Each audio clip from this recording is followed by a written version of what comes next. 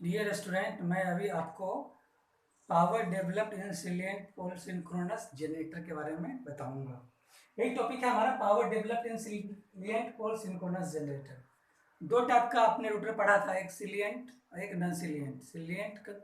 और नॉन सिलिएंट में नॉन सिलिएंट जिसको आप सिलेंड्रिकल ही बोलते हो, क्लियर ना। उसमें एयर गैप क्या था, यूनिफॉर्म था, मतलब फ्लक्स का जो डिस्ट्रीब्यूशन होगा, फील्ड का जो पोल होगा उससे जो फ्लक्स निकलेगा वो क्या होगा, अकॉर्डिंग क्या होता है, सरकमफ्रेंस के अराउंड क्या होगा, फ्लक्स का डिस्ट्रीब्यूशन यूनिफॉर्म होगा, मतलब एयर गैप फ्लक्स क्या होगा, यूनिफॉर्म होगा, तो एक ही रिएक्टेंस होगा, क्लियर ना।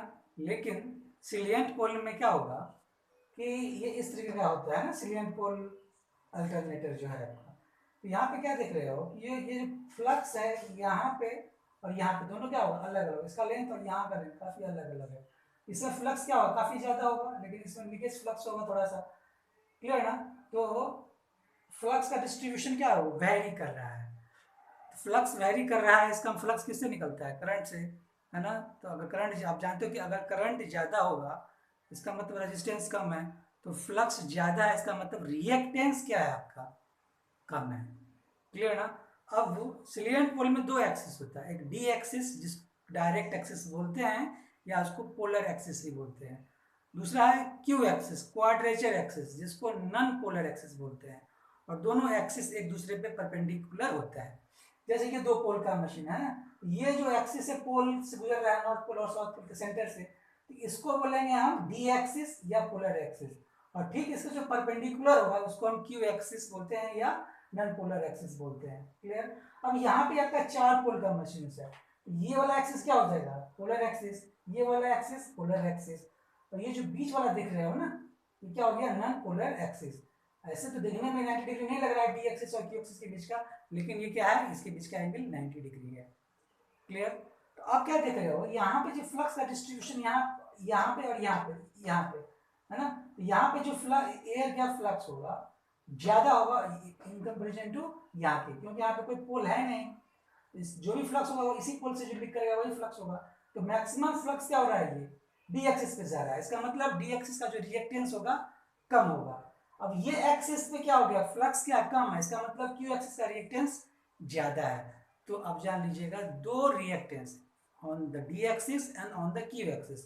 तो डी एक्सिस का जो रिएक्टेंस होगा कम होगा और क्यू एक्सिस का जो रिएक्टेंस होगा वो ज्यादा होगा, क्लियर नाउ। आप जानते हो कि आप जब फील्ड में आप वोल्टेज देते हो उससे करंट निकलता है, उससे जो फ्लक्स प्रोड्यूस होता है वो आर्मेचर के वाइंडिंग में पड़ता है, जिस कारण उसमें वोल्टेज इंड्यूस्ड होता है, क्लियर ना। जैसे आपका ये आर्मेचर वाइंडिंग है, इसमें वोल्टेज इंड्यूस्ड क्या हुआ है, ई नॉट, ये क्या हो गया, आर्मेचर का रिएक्टेंस, है ना। और आर होता है आर्मेचर का रेजिस्टेंस, जिसको मैंने अभी नेग्लेक्ट मान लिया है। और ये आपका क्या एक लोड है, क्लियर। तो अब ये बताओ क्या होगा इसमें, E zero equal to V plus drop across this impedance, क्या लिखा, V plus I into Z. मान लिया इसका जो रिएक्टेंस है एक्स, अपने इसको जेड से लिखा जो कि एक्स डी के बराबर है ना, क्लियर। आइए यहाँ पे क्या होगा, आइए एक्स डी, तो ये बी और I Q x x D में क्या करेंगे, जोड़ देंगे तो क्या हो जाएगा, ये ई नॉट हो जाएगा। मतलब ई जो E naught is the sum of V plus drop across this armature reactance, okay। now हमारा एम क्या था, पावर कैलकुलेट करना है कितना डेवलप्ड हुआ। तो मैंने इस चीज को मैंने यहाँ पे उतारा है, ये आपका क्या हो गया, टर्मिनल वोल्टेज बी, इसको लिख दिया, ओके। और ये ई नॉट क्या हो गया, नो लोड वोल्टेज, जिसको एक्साइटेशन वोल्टेज बोलते हैं, ई नॉट। और डेल्टा क्या हो गया, इस दोनों वोल्टेज के बीच का एंगल। अब मैंने मान लिया कि करंट क्या कर रहा है, लैगिंग लोड, क्या है, लैगिंग लोड है। तो करंट क्या होगा, आर्मेचर करंट क्या होगा, वो लैग करेगा कितना डिग्री से, 5 एंगल्स, है ना। तो ये आपका V टर्मिनल वोल्टेज हो गया, और आई क्या हो गया, आर्मेचर करंट, और ये क्या हो गया 5, जो क्या हुआ, जिसमें क्या देख रहे हैं कि आई बी से लैग कर रहा है ना। तो ये तो जनरल एक्सप्रेशन हो गया, लेकिन इसको क्या करना है, सिलिएंट पोल में कन्वर्ट करना है। आर्मेचर करंट तो वही है, इसका मतलब कि armature current is consist of D axis current plus Q axis current, है ना। और आई और आई की बीच का एंगल कितना होगा, 90 डिग्री, क्योंकि मैंने बताया था ना डी एक्सिस और क्यू एक्सिस एक दूसरे पे क्या है, परपेंडिकुलर है।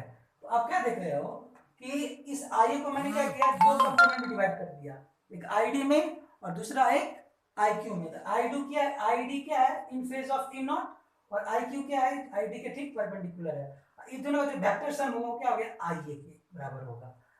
क्लियर ना?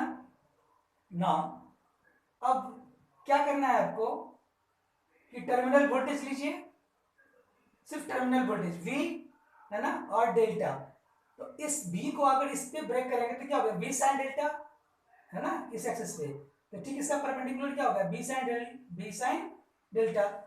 अब जरा सोचिए कि आपका ये करंट IQ है, तो इसका जो वोल्टेज ड्रॉप होगा क्या होगा, IQ इंटू एक्स क्यू।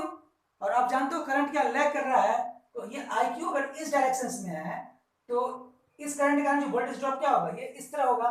तो मैंने इसका जो वोल्टेज ड्रॉप है यहाँ पे लिख दिया IQ एक्स क्यू। क्लियर? अब इस करंट के कारण ID इस एक्सिस पे है, तो इसके कारण जो वोल्टेज ड्रॉप होगा ID इंटू XD, जो इसके ठीक परपेंडिकुलर होगा। इस ID XD को मैंने यहाँ पे ऐड कर दिया, तो B प्लस IQ XQ और ID XD को जो ऐड करेंगे तो क्या होगा, ये E नॉट होगा। क्लियर ना? तो वही मैंने यहाँ पे लिखा है, ये IQ XQ है तो ये भी क्या होगा IQ XQ। तो इस दोनों को जो जोड़ेंगे V sin डेल्टा और IQ XQ को, किसके बराबर होगा, ये E नॉट के बराबर होगा। एक इक्वेशन मैंने यहाँ पे लिख दिया, दूसरा क्या लिखा, V sin डेल्टा क्या होगा ID और XD के इक्वल, यहाँ पे ये लिख दिया मैंने equation number 2। Equation number first and 2 हो गया। अब करेंगे क्या कि आर्मेचर करंट जो आई है, आई कॉस फाई, उसका जो आई है उसको एक्स कंपोनेंट पे लेके जाएंगे, उसी तरह आई डी को एक्स कंपोनेंट पे ले जाएंगे और फिर आई क्यू को भी एक्स कंपोनेंट पे ले जाएंगे। तो अब ये जरा बताइए, ये आई ए है ना, आई ए, और ये बी से कितना एंगल बना रहा है फाई, इसका कंपोनेंट क्या होगा x component, I A cos phi. Clear? ये हो गया, आपको आर्मेचर करंट को आपने एक्स एक्सिस पे ले गया। अब सिमिलरली आई डी, ये आई डी है ना, आई डी बी से कितना एंगल बना रहा है डेल्टा, इस आईडी को आप क्या करेंगे, आप किस एक्सिस पे ले आएंगे, एक्स एक्सिस पे, तो क्या होगा आईडी कॉस डेल्टा। अब ये आईक्यू है और आप जानते हैं कि आईडी और आईक्यू के बीच का एंगल कितना, 90 डिग्री। तो अगर ये डेल्टा है तो ये एंगल कितना होगा, 90 माइनस डेल्टा, यही लिखा मैंने 90 माइनस डेल्टा। अब इस आईक्यू को आप एक्स कंपोनेंट पे ले जाएंगे तो क्या होगा IQ cos 90 minus delta. Clear? तो आप जानते हो कि armature current is the sum of ID component plus IQ component current. तो I A cos phi equal to क्या हो गया, I D cos delta plus I Q cos 90 minus delta, जो कि ये कॉस 90 माइनस डेल्टा क्या हो जाएगा, साइन डेल्टा। इक्वेशन नंबर 3 मान लिया। ओके, मान लो कि आर्मेचर रेजिस्टेंस क्या नेग्लेक्ट मान लोगे, तो जो पावर होगा, पावर डेवलप्ड क्या होगा, V I A cos phi. Clear ना? तो पीडी क्या होगा, वी आई कॉस फाई। अब आई ए कॉस फाई क्या किया मैंने, यहाँ से वैल्यू जो निकला है इसको मैंने यहाँ पे उतार दिया है, इसको इक्वेशन नंबर 5 मान लिया है। इक्वेशन नंबर फर्स्ट और सेकंड से क्या करेंगे, हम आई क्यू का वैल्यू फाइंड कर लेंगे और आई डी का वैल्यू फाइंड करेंगे, तो हमें ये आएगा। और इस आई क्यू और आई डी को इक्वेशन नंबर 5 में पुट करेंगे तो हमें एक नया इक्वेशन आएगा, यही क्या हो गया, power developed in salient pole alternator per phase. Clear ना? पर फेज निकाला है। अब मान लीजिए जनरल एक्सप्रेशन हो गया, अगर मान लिया जाए कि अगर सिलेंड्रिकल रोटर होता है, इसका मतलब क्या हो गया कि एक ही रिएक्टेंस होता है, एक्स डी और एक्स क्यू दोनों केस में क्या होता है, सेम होता है ना। तो वैल्यू जो पुट करेंगे तो क्या आएगा, ये जीरो आ जाएगा, तो पी डी इक्वल टू क्या है, E zero V by X D sine delta. उसी तरह इसमें अगर ई नॉट जीरो मान लेंगे, एक्साइटेशन वोल्टेज जीरो मान लेंगे, तो पावर डेवलप क्या हो जाएगा, दिस वन। तो इस वोल्टेज को बोलेंगे रिलक्टेंस पावर, है ना। और इसको जो ड्रॉ करेंगे ग्राफ, तो ये आएगा एक रिलक्टेंस, ये हो गया आपका सिलिंड्रिकल पावर, मतलब E zero V by X D sine delta का, ये आ जाएगा रिलक्टेंस पावर का, और ये हो गया नेट पावर डेवलप्ड का। Thank you.